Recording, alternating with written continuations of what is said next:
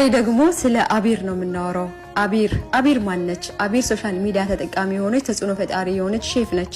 አቢር ሰሞኑን አግብታለችና መነጋገሪያ የሆነች እንስት ሆናለች በዚህ ሰዓትና ምንድነው መነጋገሪያ የሆነችበት የሚለውን ላጋራችሁ። እንግዲህ ሶሻል ሚዲያ ያለውን ሰው በሙሉ ማነጋገሪያ የሆነው መህሯ ወይም ጥሎሿ ነው። ከማንኛውም ወርቅና ገንዘብ የበለጠ ውድና የሚያምር ነገር ነበር። እሱ ምንድነው? ቅዱስ ቁርአን ነበር መህሯ።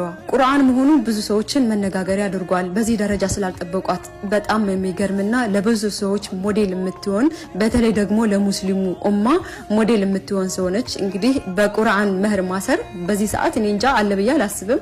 ቢኖርም ደግሞ ናድር ነው። እንደዚህ ሶሻል ሚዲያ ኦቁልኝ በሚባልበት ደረጃ አቢር በቁርአን መህሯን ማድረጓ እጅግ አነጋጋሪ ሆኗል። አቢር በሚገርም ሁኔታ በቲክታክ 29 ሚሊዮን ተከታይ ያላት እንስት እጅግ እስላማዊ አደብ በተሞላበት ነበር ሰርጓን ያደረገችው። ይህም ለብዙዎቹ አስገራሚና አነጋጋሪም ሆኗል። እዛም ነው ረሱል አለይሂ ሰላቱ ወሰለም በላጩ ኒካህ መህሩ ቀለል ያለ ነው ያሉትና ኢንሻአላህ ይወሰል هذه المقطع عند أبير. ألف صلاة والسلام عليك حبيب الله محمد. مبروك تتحني في حياتك إن شاء الله. مبروك.